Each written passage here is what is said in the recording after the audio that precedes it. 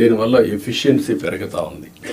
కాబట్టి ఇలాంటి వినూత్నమైన ఆలోచనలు కలెక్టర్స్ కూడా చేయాల్సిన అవసరం ఉంది, డిపార్ట్మెంట్స్ కూడా చేయాల్సిన అవసరం ఉంది. ఇది మీరందరూ గుర్తుపెట్టుకొని ముందుకు పోవాలి. ఈరోజు మొన్నటి వరకు మీరు చూస్తే నెలకు 2,737 కోట్లు పింఛన్లు ఇస్తున్నాం, ఏడాదికి 33,000 కోట్లు ఇస్తున్నాం. 5 ఏళ్లలో 1,64,000 కోట్ల రూపాయలు పేదవాళ్లకు ఒక్క పింఛన్ రూపేణ మనం ఇచ్చే పరిస్థితిలో ఉన్నాం. నేను ఇక్కడ మిమ్మల్ని అందరినీ ఒకటే కోరుతున్నా, 2,50,000 కోట్ల రూపాయలు డీబీటీ ఇచ్చామని ఒక్క బటన్ నొక్కడం తప్ప ఎప్పుడు వాళ్ళపై డైరెక్ట్గా పరామర్శించింది లేదు. రెండోది, ఏ ఫంక్షన్ పెట్టినా మనుషులను తీసుకొచ్చి బలవంతంగా తీసుకొచ్చి పెద్ద పెద్ద మీటింగ్లు పెట్టి ఇబ్బందులు పెట్టిన సందర్భాలు ఉన్నాయి. నేను అందుకే మిమ్మల్ని అందరినీ ఒక ఇది కోరుతున్నా, రాష్ట్రంలో అందరం ఎవ్రీ మంత్ మొదటి తారీఖున పేదల సేవలో అనే కార్యక్రమం కింద మనం అనుసంధానం కావాలి. అంటే ఒక పూర్ మ్యాన్ చూసినప్పుడు వాడి పరిస్థితులు మనం అధ్యయనం చేసుకుంటే మీ మైండ్లో అది పనిచేస్తుంది. అక్కడి నుంచి మనం అనునిత్యం ఆలోచించాల్సింది, ఏం చేస్తే పేదరికం పోతుందో మీరు ఆలోచించాలి. జీరో పావర్టీ అనేది ఈ ప్రభుత్వం యొక్క ఒక నిర్దిష్టమైన ఆలోచన. ఫస్ట్ నేను అందుకే PPP మోడల్ చెప్పాను, ఇప్పుడు P4 మోడల్ అంటున్నాం. P4 మోడల్ అనేది public private people's partnership. Top 10% డబ్బులు సంపాదించిన వాళ్ళు బాటమ్ 20% అడాప్ట్ చేసుకొని మెంటరింగ్ చేసి వాళ్ళ రిసోర్సెస్ ఖర్చు పెట్టి వాళ్ళ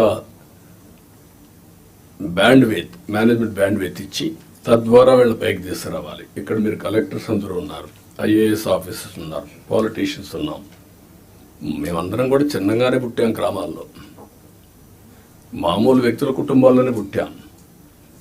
మాకు ఒక అవకాశం వచ్చింది, దాన్ని ఉపయోగించుకున్నాం. మనందరం సమాజంలో మనకు ఒక ప్రత్యేకత సాధించుకున్నాం.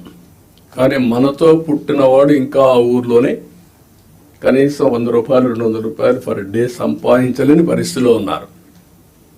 కానీ ఈ టెక్నాలజీ ఏజ్లో ఇది పెద్ద కష్టం కాదు. అందుకే ఫస్ట్ స్టెప్ జీరో పావర్టీ. 12 లక్షలు 14 లక్షలు ఉన్నారు, వాళ్ళ మీద ఫోకస్ చేద్దాం. మీ మైండ్లో కూడా అనునిత్యం ఎక్కడున్నా కూడా పేదవాడిని దృష్టిలో పెట్టుకునే పరిస్థితి రావాలి. పేదరిక నిర్మూలనకి ఏమేం చేయగలుగుతారో మీరు చేస్తే చాలా బాగుంటుంది. ఈ విషయం మీరు గుర్తుపెట్టుకోవాల్సిన అవసరం ఉంది.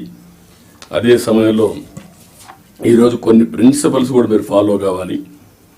ఈజ్ ఆఫ్ డూయింగ్ బిజినెస్ కానీ, ఈజ్ ఆఫ్ లివింగ్ కానీ, ఈజ్ ఆఫ్ ట్రావెలింగ్ కానీ, ఈజ్ ఆఫ్ పబ్లిక్ సర్వీసెస్ ఎట్లా యాక్సెస్ చేసుకోగలుగుతారు చేయడం కానీ, ఇన్నోవేషన్ కానీ, ఇలాంటి నూతనమైన ఆలోచనతో జీవన ప్రమాణాలు మెరుగయ్యే విధంగా హ్యాపీగా ఉండేట్టుగా మనం చేయాల్సిన అవసరం ఉంది. ఇది కూడా మీరు చేయాల్సిన అవసరం ఉంది. ప్రతి ఒక్క కలెక్టర్ కానీ, ఆఫీసర్లు కానీ ఈ గవర్నమెంట్లో మనం గుర్తుపెట్టుకోవాల్సిన empathy is very very important. నేను ముందే చెప్పాను, గంటల తరబడి మీటింగ్లు ఉండవని. పెట్టుకునే టైం మనం పెట్టుకుందాం, ఎట్లా చేయాలనో నిర్దేశిద్దాం. కానీ రూల్ బౌండెడ్ కాకుండా హ్యూమన్ యాంగిల్లో మీరు ఆలోచించండి. ప్రతి ఒక్క సమయాన్ని, ప్రతి ఒక్క ఇష్యూని రూల్ బౌండెడ్గా మీరు ఆలోచించేంత వరకు సమస్య పరిష్కారం కాదు. కానీ హ్యూమన్ యాంగిల్లో ఆలోచించినప్పుడు అదే రూల్ కింద ఆ సమస్యను పరిష్కారం చేసే పరిస్థితి మీకు వస్తుంది. అలాంటి ఆలోచనకు శ్రీకారం చుట్టాలి. మీ సబార్డినేట్స్ని కూడా ఎక్కడ కానీ మీరు చెప్తున్నా, మన ప్రవర్తనలో ఒక పాజిటివ్ ప్రవర్తన ఉండాలి. ప్లింతీ లాంగ్వేజ్ వాడడం, లేకుంటే మనకు అధికారం ఉందని ఒక పెత్తందారి వ్యవస్థ మరిగా బిహేవ్ చేయడం, అలాంటి ఎక్కడా లేకుండా ప్రతి ఒక్కరు గుర్తుపెట్టుకోవాల్సింది. కొలీగ్స్ని ఏ విధంగా పని చేయించామో రాజీ లేదు, కానీ వల్గర్గా మాట్లాడి వాళ్ళని కొంచెం ఇన్సల్ట్ చేయడం ఇలాంటి చేయకూడదన్న అభిప్రాయం. దాన్ని మీరు ఫాలో కావాలి. మీరు చేసే పని మాకు రిఫ్లెక్ట్ అవుతుంది. మళ్ళీ ఈ విషయం గుర్తుపెట్టుకోవాలి. మీరు ఒక వ్యక్తి అయితే మీకు అన్వయిస్తారు, వ్యవస్థలో ఒక భాగమైనప్పుడు హెడ్ ఆఫ్ ది ఆర్గనైజేషన్ ఎవరైతే ఉంటారో వాళ్ళు కూడా వస్తుంది. ఈ విషయం మీరు గుర్తుపెట్టుకోవాల్సిన అవసరం ఉంది. రెండోది యాక్సెసిబిలిటీ. మీ టైంని మార్క్ చేసుకోండి. నేను కూడా ఎవ్రీ సాటర్డే కూర్చొని సీఎంఓ ఏ విధంగా పనిచేశాం, టైం ఎట్లా మేనేజ్ చేశాం, నేను ఎట్లా ఇంప్రూవ్ చేసుకోవాలి, అన్ని విషయాల్లో ఒక పక్క మీటింగ్స్, ఒక పక్క పబ్లిక్ రిలేషన్స్, ఒక పక్క మా పార్టీ వర్క్, అన్నిటికి కూడా మేము ఇయర్ మార్క్ చేసుకొని ముందుకు పోతున్నాం. అందరికీ యాక్సెసిబిలిటీ ఇచ్చే పరిస్థితిలో ఉన్నాం. మీరు కూడా వీలైనంత వరకు యాక్సెసిబిలిటీ ఉండాల్సిన అవసరం ఉంది. ప్రజాప్రతినిధులు వచ్చినప్పుడు కూడా నేను ఒకటే చెప్తున్నా, this is a political governance. We're not dictators. Dictators అనుకున్న వాళ్ళు ఎవ్వరు కూడా మళ్ళీ తిరిగి ఎలక్షన్లో గెలవలేదు. మనం గుర్తుపెట్టుకోవాల్సింది, ప్రజాస్వామ్యంలో ఉన్నాం కాబట్టి పొలిటికల్ గవర్నెన్స్ మాకు ఒక మ్యాండేట్ ఇచ్చారు. ఆ మ్యాండేట్ మళ్ళీ మీరు పర్వాలేదు కానీ మేము 5 ఏళ్ల తర్వాత మళ్ళా ప్రజల దగ్గరికి వెళ్ళి మళ్ళా ఓట్లు వేయించుకొని వస్తే ఇక్కడికి వస్తాం, లేదంటే అసెంబ్లీ కూడా రాము మేము.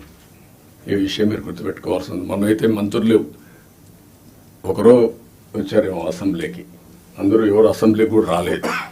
ఈ విషయం మీరు గుర్తుపెట్టుకోవాల్సిన అవసరం. అందరినీ కలవండి, తప్పులు చేయమని చెప్పడం లేదు, కానీ ఏదైనా ప్రజాప్రతినిధులు వచ్చినప్పుడు కరెక్ట్ విషయాలు చెప్పినప్పుడు వాస్తవాలు మీ దృష్టికి తీసుకొచ్చినప్పుడు మీ బాధ్యత ఆ సమస్య పరిష్కారం చేయడం, ఆ క్రెడిట్ వాళ్ళకి ఇవ్వడం.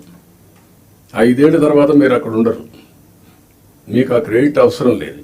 ప్రజాప్రతినిధి బాధ్యత, మీ బాధ్యత మీరు చేయడం, మీకు ఒక సాటిస్ఫాక్షన్ రావడం, మీ క్యారియర్లో మీరు చేసిన మంచి పనులు మీకు తృప్తినిస్తాయి. ప్రజాప్రతినిధి వాళ్ళ బాధ్యత అది కూడా మీరు గుర్తుపెట్టుకోవాల్సిన అవసరం ఉంది. రెండోది లీడర్షిప్ అండ్ ఓనర్షిప్. గవర్నమెంట్ చేసే ప్రతి ఒక్క ప్రోగ్రామ్ని మీరు ఓనర్షిప్ తీసుకోవాలి. యూ హ్యావ్ టు ఓన్ చేసుకున్నప్పుడు మీకు వచ్చే ఇంపాక్ట్ డిఫరెంట్గా ఉంటుంది. అది కూడా మీరు చేయాల్సిన అవసరం ఉంది. ఎఫెక్టివ్గా, ఎఫిషియెంట్గా స్టాండర్డ్ ఆపరేషన్ ప్రొసీజర్స్ అన్నీ మీరు చేసుకొని ఎక్కడికక్కడ కీ పర్ఫార్మెన్స్ ఇండికేటర్స్ ఇవన్నీ కూడా తయారు చేసుకొని మీరు ముందుకు పోవాల్సిన అవసరం ఉంది. నేను ముందే చెప్పాను, 3 నెలలకు ఒకసారి నేను కూడా ప్రతి ఒక్కరిని ఒక అసెస్ చేసుకుంటాం. ఆ అసెస్ చేసుకున్నాం కాబట్టి మొన్న ఎలక్షన్లో మాకు వినబిలిటీ కానీ హిస్టారికల్ మ్యాండేట్ వచ్చింది. నేను తప్పు చేసినా కరెక్ట్ చేసుకుంటూ వచ్చాం. కాబట్టి మీకు కూడా ఇది నేను గైడ్ చేస్తున్నా, అది కంపల్సరీగా మీరు చేయాల్సిన అవసరం ఉంది. ఎక్కడికక్కడ సింపుల్ గవర్నెన్స్ ఉండాలి, ఎఫెక్టివ్ గవర్నమెంట్ ఉండాలి. Simple government, very simple. నేను అందుకే మొన్న వచ్చినప్పుడు చెప్పాను, నేను వచ్చినప్పుడు పరదాలు కట్టడం, చెట్లు నరికేయడం, రెడ్ కార్పెట్లు వేయడం, స్కూల్స్ క్లోజ్ చేయడం, బలవంతంగా మొబిలైజ్ చేయడం, నేను పోతూ ఉంటే మనుషులందరూ నిలబెట్టేయడం ఒక అర్ధగంట, this are all not required. మేము కూడా మాకు ఒక హోదా వచ్చింది ప్రజలకు సేవ చేయడానికి. ఆ సర్వీస్ చేయడంలో ప్రజలకు ఇన్కన్వీనియన్స్ కలిగించడం కరెక్ట్ కాదు. నేను పోలీసులు కూడా పదే చెప్పాను, అది తూచా తప్పకుండా పాటిస్తాం. మీరు కూడా పోయినప్పుడు కలెక్టర్ పోతూ ఉంటే ఇప్పుడు కొత్తగా ఎమ్మెల్యేలు కూడా సైరన్ పెట్టారు, వాళ్ళు కూడా సైరన్ వేసుకొని పరిస్థితికి వచ్చారు. అంటే ఇవన్నీ కూడా ప్రజల్లో మనకు తెలియకుండా మన మీద ప్రజా వ్యతిరేకత బిల్డప్ అయ్యే పరిస్థితి తెచ్చుకుంటున్నాం. నేను అందరినీ కంట్రోల్ చేస్తున్నా. అడ్మినిస్ట్రేషన్ టోటల్గా ఒక సర్వీస్ మూడ్లో పోవాలి తప్ప ఒక అధికారాన్ని చలాయించే మూడ్లో పోవడం మాత్రం కరెక్ట్ కాదని మీ అందరికి కోరుతున్నా. ఇంకొక పక్క టెక్నాలజీ బాగా